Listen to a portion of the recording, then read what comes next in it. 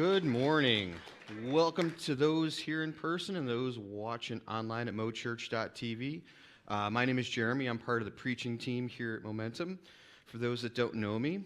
And if you're wondering where our lead minister, Dan, is, lucky for you guys, he will be back up on stage next week.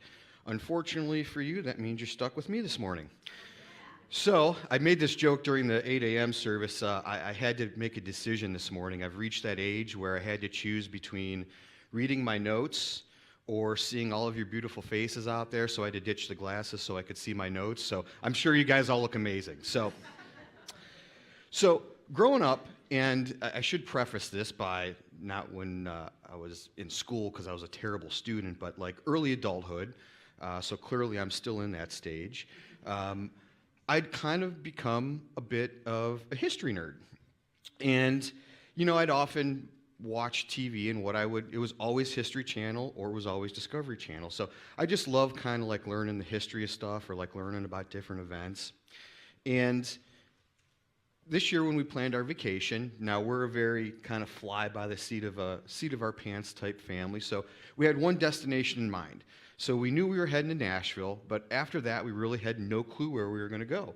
So we had kind of one plan for like the past 6 or 8 months, and then probably like a week before, my wife saw this reel on social media, and she's like, hey, let's go to Blue Ridge, Georgia instead.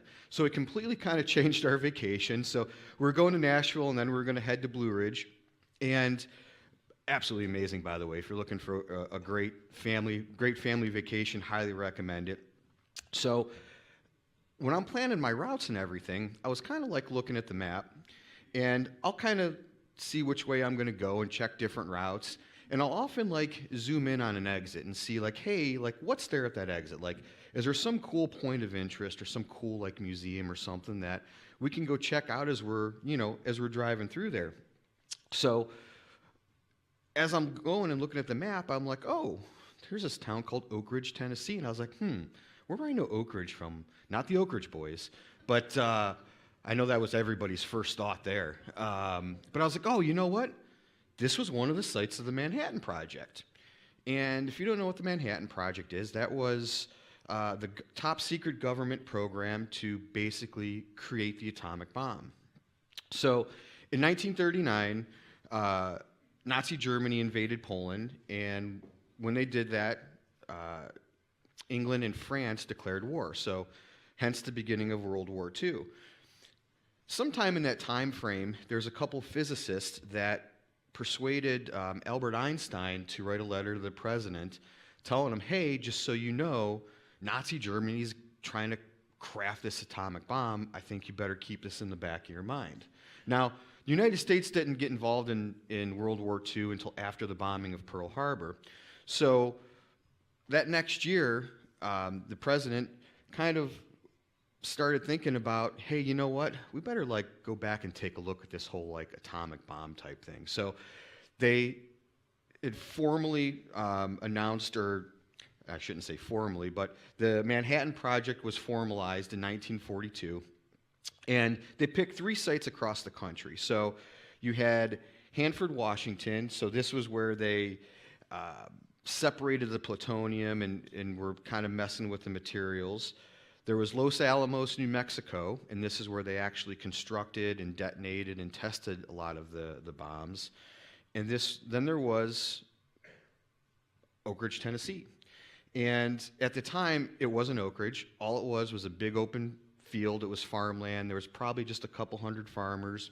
And they picked that location because it was in this valley. It was away from the coast. It had good access to fresh water, and there was nothing there. So they started construction in 1942, and quickly this little farmland grew into a town of 75,000 people. And when you think about it, it only took them 3 years to construct this bomb. So, I mean, just the amount of work that kind of went into the development of this. And I think it's, there's so many different, like, little interesting, like, little tidbits about this town. So when children reach 12, they officially got a military ID badge that they had to carry with them all the time. so the military could know, who was who. And they had all these crazy signs plastered all over the town. So, they had this one: what you see here, what you do here, what you hear here, when you leave here, let it stay here. And then they had this one: loose talk helps our enemies, so let's keep your trap shut. And then your pen and your tongue can be enemy weapons. Watch what you write or say.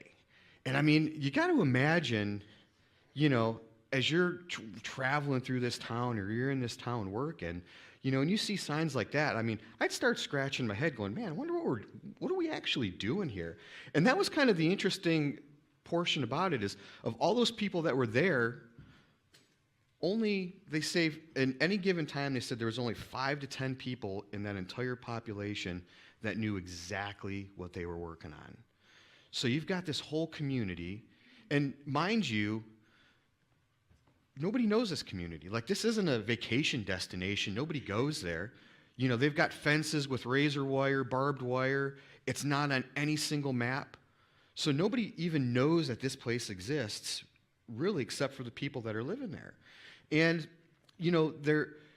everyone that's there was just so excited and just so enthusiastic because they were able to do their part in the war efforts in World War II. Like, they couldn't go to the front lines, but they're in here doing science experiments and doing research. They didn't even really know what they were researching at the time. So, and I tell you this story just to kind of paint this illustration of, just an example of like a community. So you've got this closed community, but they're all working for one goal in mind. So today we're going to talk about communities, and specifically we're going to kind of talk about communities in the first couple centuries of the church. And if you were here at the beginning of the month, end of June, we had Tim Jones here, and Tim kind of started talking about this, and I was like, ooh, I got kind of excited, and then he went in a different direction, but I was like, you know what, I'm going to steal this slide. So just to kind of illustrate where we're at, so we're going to be kind of like here in this area is what we're going to talk about. So we're really going to kind of focus some time talking about like some of our early church martyrs and just what it was like to live in that time period. And my fascination with history has kind of now translated into church history. And I heard a podcast not that long ago from Todd Wilson, and he was being interviewed. And Dan's talked about Todd Wilson before. Todd Wilson was one of the founders of Exponential, which is a big church planning conference. And Momentum used to have some parts in that years and years and years ago. They used to kind of help with some behind-the-scenes stuff. But in this podcast, like, he just really went into detail talking about like the early church in America and like the people that were here and like what they did to kind of get us to where we're at today. And I found it absolutely fascinating. So I've spent most of my summer like reading books or listening to podcasts that really kind of dig into like just that early, Christianity and what it was like. So we know in Acts chapter 7, we hear the first account of the first martyr, who was Stephen. And Stephen was, he was talking to the Jewish council at the time, and the Pharisees, they really didn't like what he was saying, so they dragged him out to the streets and they stoned him to death. And one of the guys that was there was this guy named Saul. And Saul was there, he kind of witnessed the event, but Saul was also traveling around persecuting Christians at this time. Saul would eventually have a roadside experience with Jesus and become a follower, and he would go on to write most or half of the New Testament. And if you look at how he died, there's a lot of speculation when you start like digging into like church history and like how did the apostles die? There is so much speculation all over the place. Like, there's not like any definitive. So I only picked a couple that, these were the few that every time you look, they all kind of matched up. So they say Paul was beheaded by Emperor Nero in about 68 AD. Peter, who was often referred to as the apostle with the foot-shaped mouth, which I can resonate with. Just ask my wife. They say he was crucified, but he said, you know what? I'm not worthy to die in the same way that Jesus died. So if you're going to crucify me, you got to crucify me upside down. And then there was John, and John, they believe, was the only disciple that died of natural causes. So he died somewhere around like 100 or 103 AD. So, you had these guys were out there for a long time preaching the gospel. And when you look at some like scriptures, Jesus kind of paints a picture of like what it's going to be like for these guys. So he spent some time with them, and he'd already kind of spent some time teaching them, like, hey, here's what you're going to do. So in Matthew 10, verses 5 through 8, these 12 Jesus sent out with the following instructions. Do not go among the Gentiles or enter any town of the Samaritans. Go rather to the lost sheep of Israel. As you go, proclaim this message. The kingdom of heaven has come near. Heal the sick, raise the dead, cleanse those who have leprosy, and drive out demons. And those are, some pretty basic instructions, right? I mean, we're all good at driving out demons or healing leprosy. And, so he kind of sends them out to go and do this. So this is kind of like, I imagine this is kind of like the trial run. Like, hey, let's go see how you do with this. Come back and we can kind of make some adjustments or some improvements. But then you go later on in Matthew 10 and you pick up verse 16 through 22, he's kind of painting a different picture. And I think this is kind of like Matthew saying, hey, this is what it's going to be. Like, once we get out there, this is what it's really going to be like. And Jesus says, I'm sending you out like sheep among wolves. Therefore, be as shrewd as snakes and as innocent as doves. Be on your guard. You will be handed over to local councils and be flogged in the synagogues. On my account, you will be brought before governors and kings as witness and kings as witness to them and to the Gentiles. But when they arrest you, do not worry about what to say or how to say it. At that time, you will be given what to say, for it will be not you speaking, but the Spirit of your Father speaking through you. Brother will betray brother to death, father his child. Children will rebel against their parents and have them put to death. You will be hated by everyone because of me, but the one who stands firm to the end will be saved. Now, dang. What a different, what a different kind of picture he paints here. But this is what they faced. I mean, this was their reality, as they were going through the Roman world trying to spread the good news and share the gospel with people.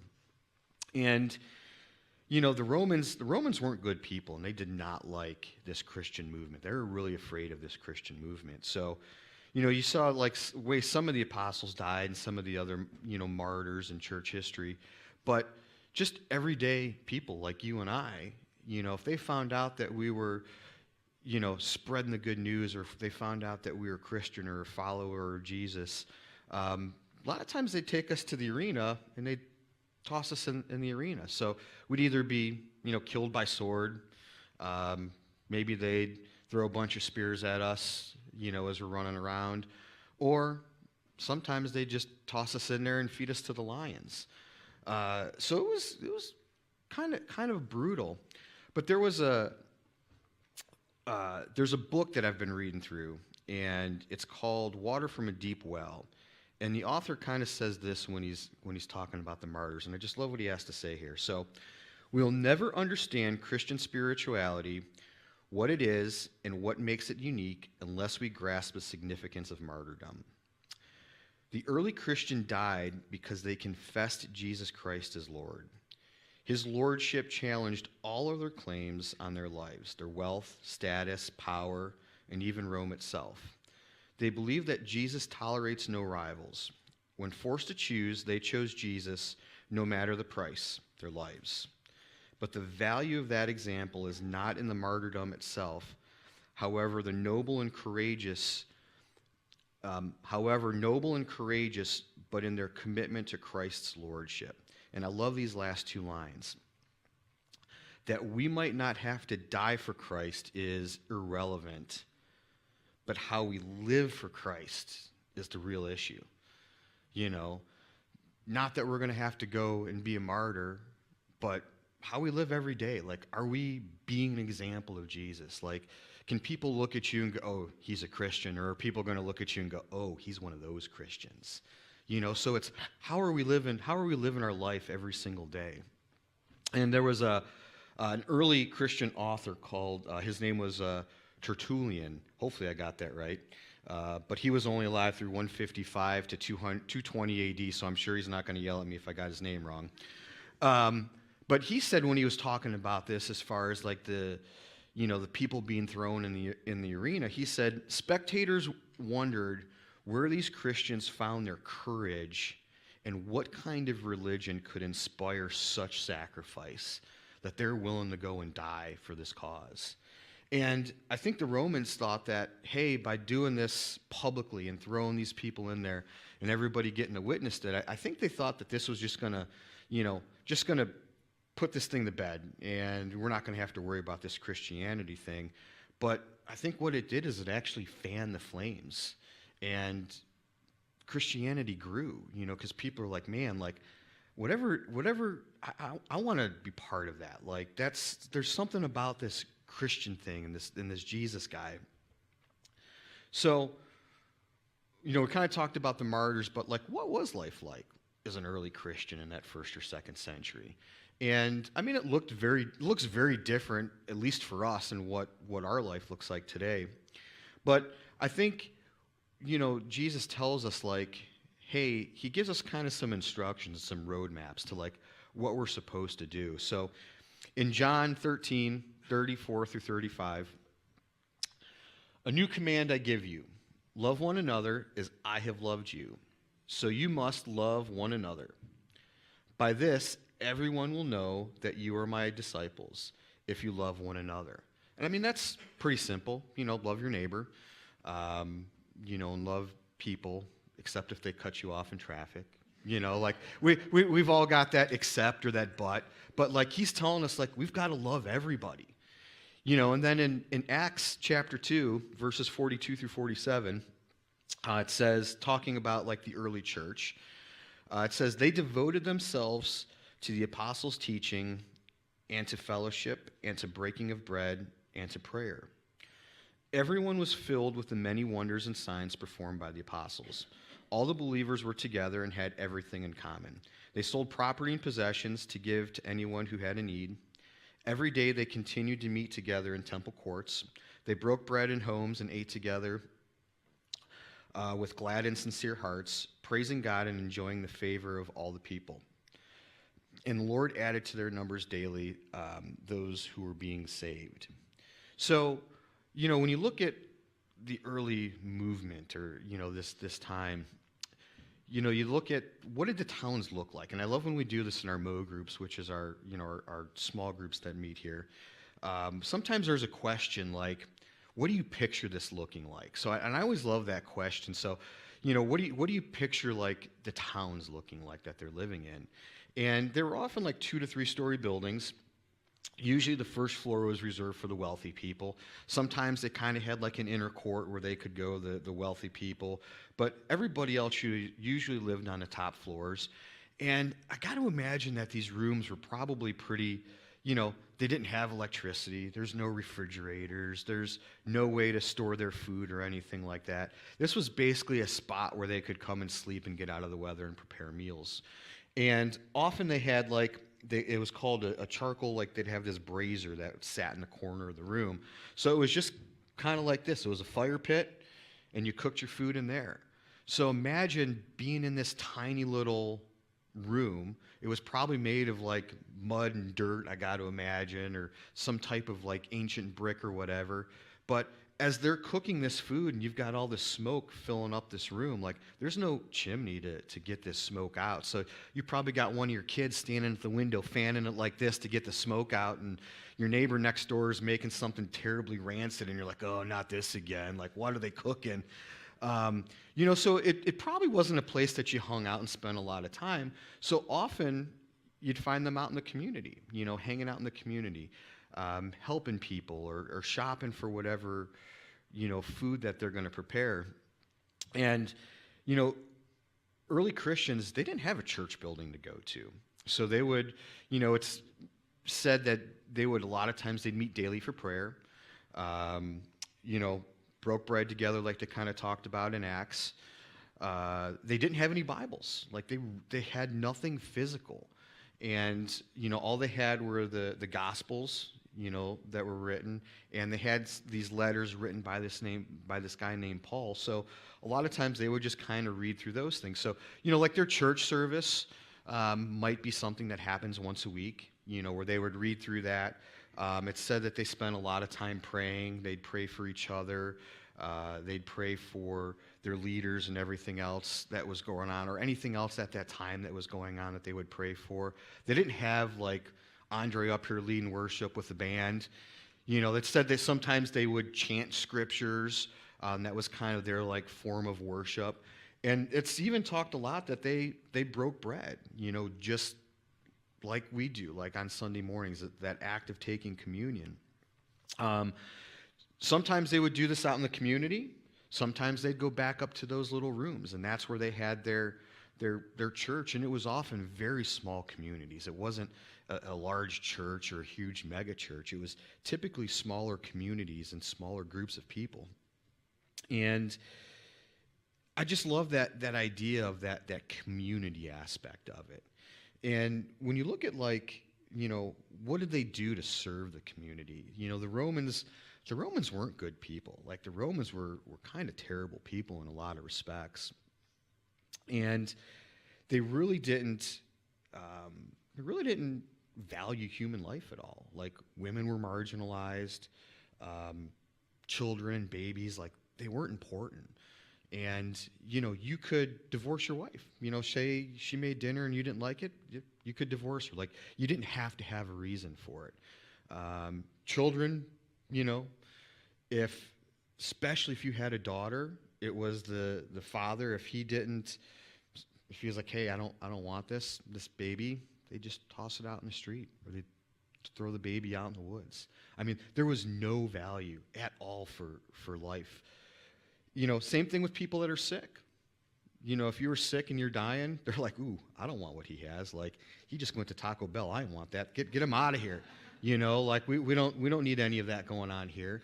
Or they just, send them out to die. And that was where early Christians kind of stepped in. So, now you've got early Christians that are going and they're grabbing those babies, those orphan children, and they're raising them as their own, and they're taking care of them. Same thing with the sick people. They're going out of their way to take care of these sick people, just to have that compassion, that love your neighbor, love one another. That's what they were doing. And there was an early church. I just lost my notes here.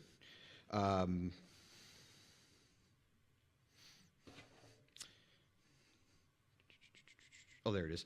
So there was this early church philosopher called Aristotle. His name was Aristides.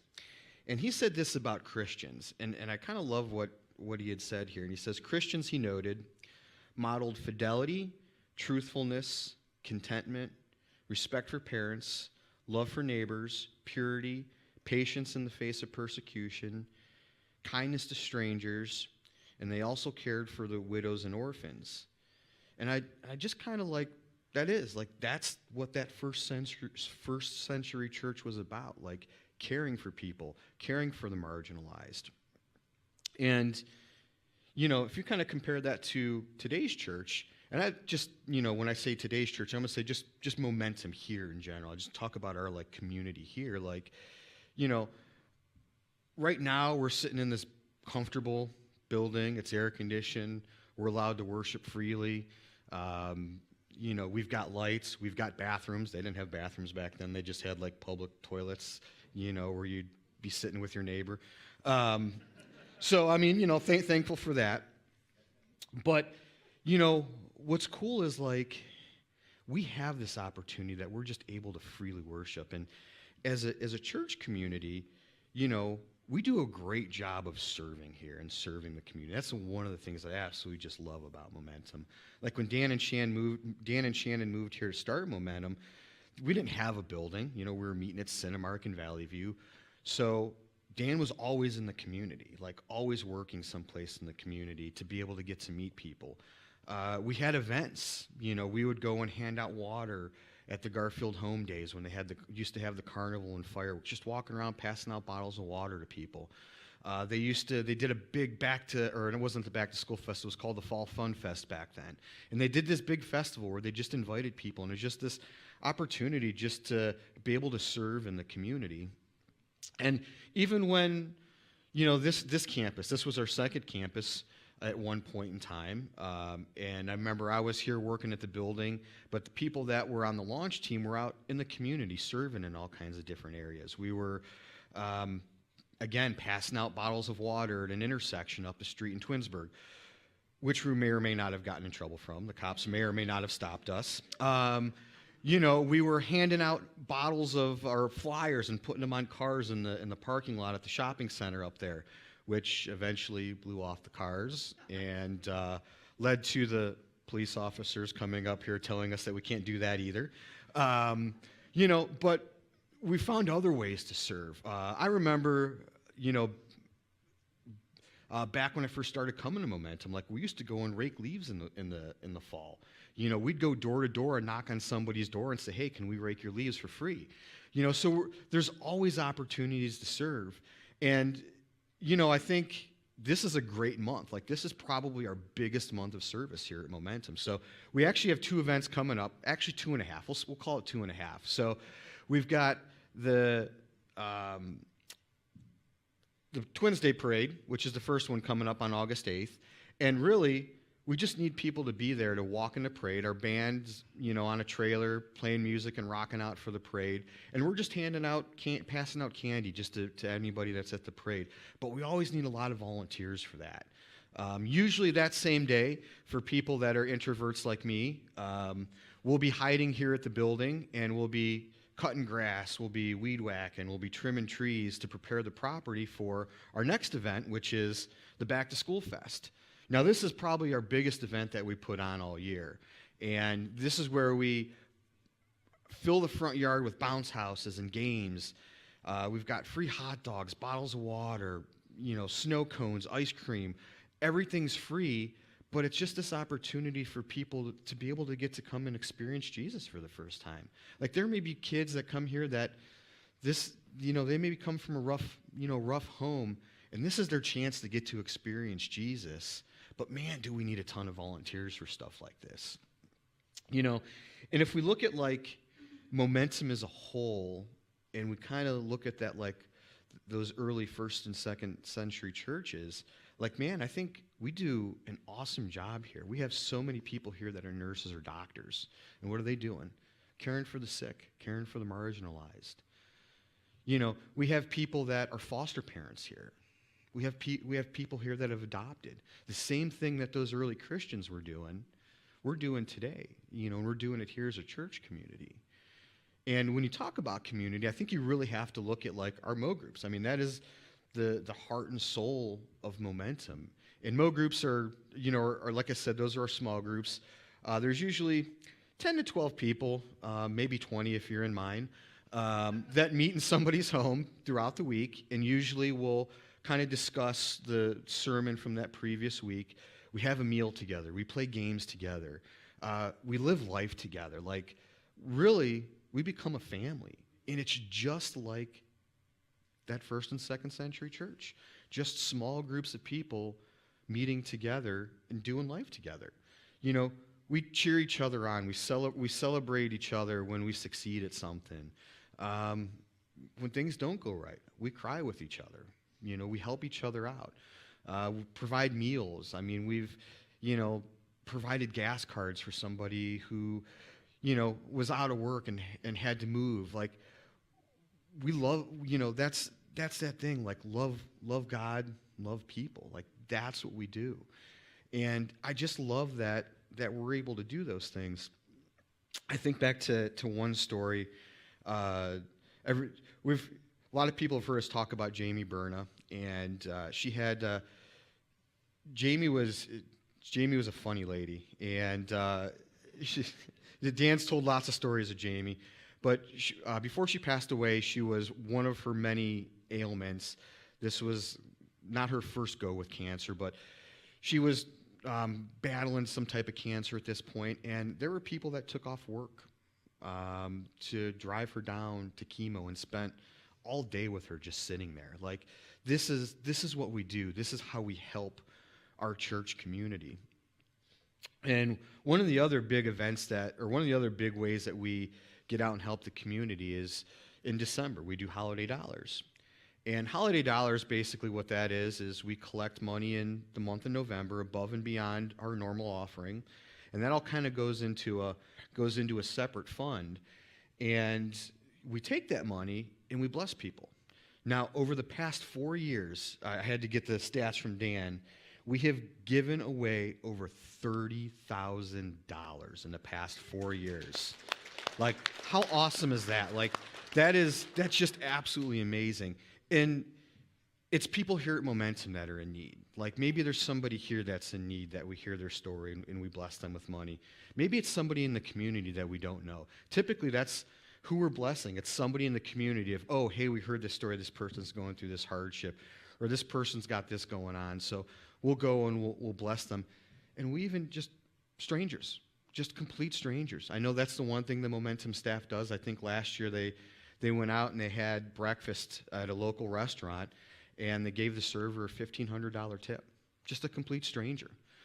And it's made an impact on that person. Like, they're getting to see the love of Jesus, through us giving, through us serving. And, you look at like communities maybe around the world right now, and you think about like Christian missionaries that are out in like foreign countries. I just heard this stat actually this morning, just after the last service. So since like the birth of Christianity, it's estimated that there have been over 70 million martyrs since the beginning of Christianity. This is the staggering number, though. In the past century, they estimate 45 million of them have come in the last century. And that's for just believing in God, just having faith in Jesus. That's a lot of people. And, we've got missionaries that are serving all over the place. Actually, Evan Peterson, he's one of our college students here at Momentum. He just got back from Japan not that long ago, and I think he's actually serving at another church camp now out in Colorado. So he's been serving all summer, and I'm sure we're going to have some cool stories from him, or maybe not some cool stories. Maybe it didn't go so well, but I'm excited to hear some of those. But you look at some of these other countries around the world that have like restrictions or bans on Christianity. You've got North Korea. Practicing Christianity is treated as political treason. Owning a Bible results in labor camp, imprisonment, or execution.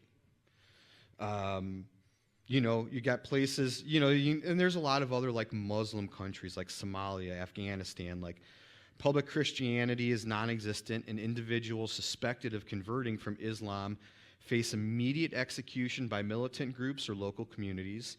So, they find in your local community that you're a Christian, you're done. Like, we have it easy here. Some of those places, just owning a Bible or a digital copy of that Bible or translating that Bible is going to get you thrown in prison or even worse. And think about it. Like, we all carry a Bible on our phones with us now. Like, we have 24/7 access to the Word, and these people, they don't. Like, they want to know Christ, but they can't, and they have to hide it, and they have all these underground, churches that they have to basically go and partake in and participate in with that fear of persecution. I recently heard a story. A good friend of mine was telling me the story of a missionary, someone in his family that he knew, and he was basically serving in the underground church in this country, and they would have I'd call like a church planting conference. We'll just kind of call it that. So you get a group of like pastors and missionaries, that are kind of serving in this underground church. And they would have this, meeting basically like, hey, what can we do? Like, what's some new techniques? And they'd have a speaker come to this thing. Now, what's crazy about it is the level of security and the lengths that they would go to keep this secret and underground. So no electronics, no iPads, no cell phones, no watches, nothing that the government can use to track them. They'd go into a restaurant. It kind of sounds very James Bondish, right? So they go into this restaurant and they order this meal, and the waiter comes, oh, come on in back, and they take him out the back door and they put him into a car and they drive him to another location. And then from that location, maybe they have another code word and somebody else takes them to another location. So they got to go through this a few times before they finally get to this conference or whatever. And man, what was absolutely crazy to this is, so you got this guy that'll be up on stage, and he's, giving his talk or whatever. And you got a guy that's kind of sitting off to the side, kind of like Rob Clausen over there. And you got Rob Clausen sitting over there off to the side, and he's kind of watching the room, and he's kind of watching what's going on. And if for some odd reason the authorities find out, his job is to come up here on stage and take the place of the speaker so they can get that guy out the back door so he can continue to further his mission and not be imprisoned or even worse. And man, what does that sound like? What does that resemble? Like, man, that's the story of Jesus. Like, Jesus came here to earth, lived for 33 years, spent 3 years spreading, creating this movement. Then he would be arrested, he'd be beaten, he'd be flogged, crown of thorns, have to drag his cross through the middle of a city, and then be hung on that cross and die. For what? For us, for me, for you.